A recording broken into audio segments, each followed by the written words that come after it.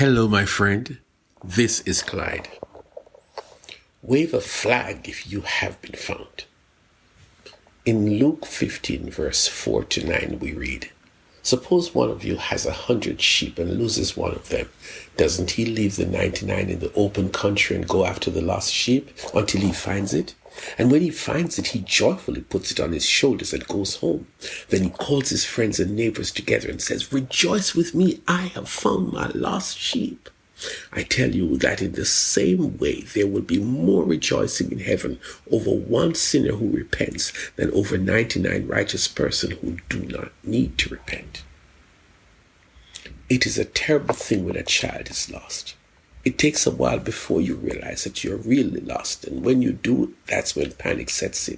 That's when you start to wonder whether you will be found.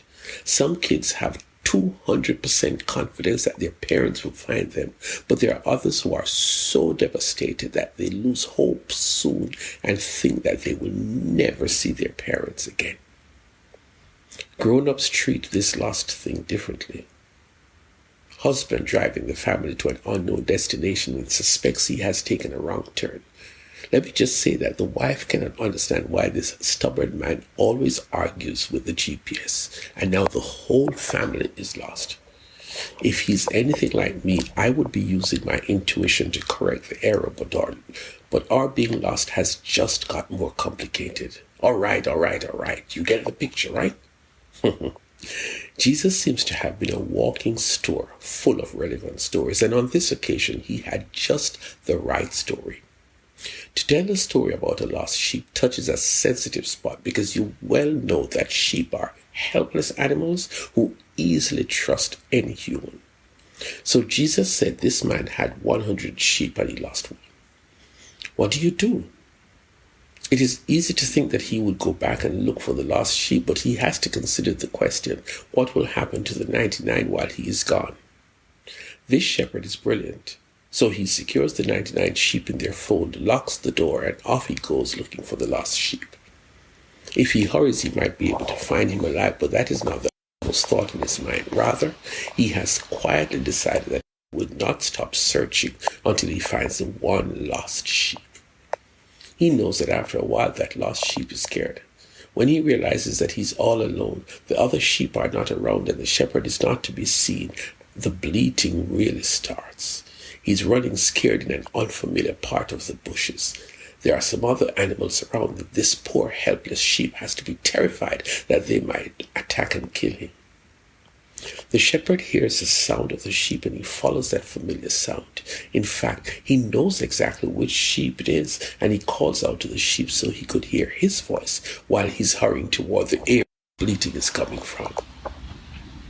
What he saw made him run even faster. The lost sheep was entangled in a messy block of weeds and prickly tree branches, and there is a growling wolf approaching the sheep.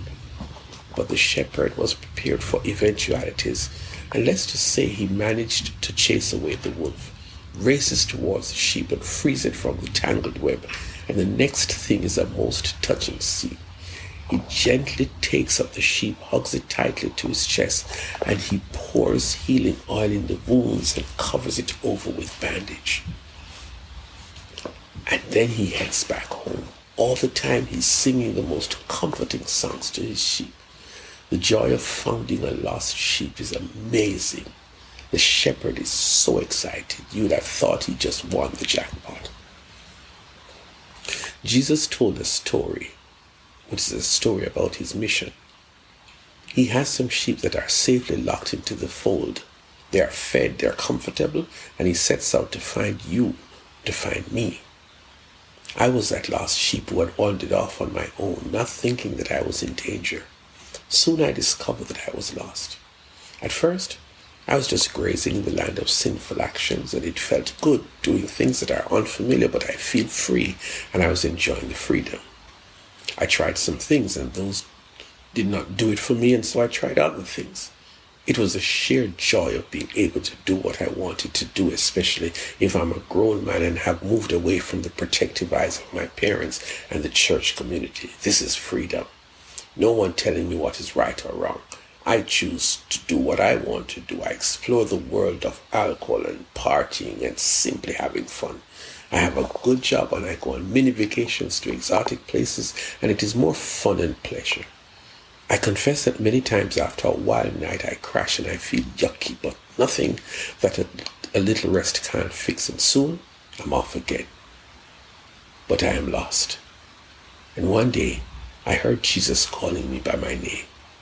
He came to my rescue and lifted me out of the reckless life I was living and brought me back to the fold where the other sheep are safe, secured, and satisfied.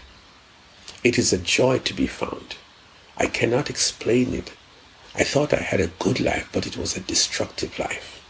But when Jesus found me and brought me back where I belong, there is nothing like being found by Jesus. My friend, if you have already been saved, could you do me a favor and share this story with someone who is not saved, and then encourage them to send me an email with whatever questions they have at friendofclyde@gmail.com.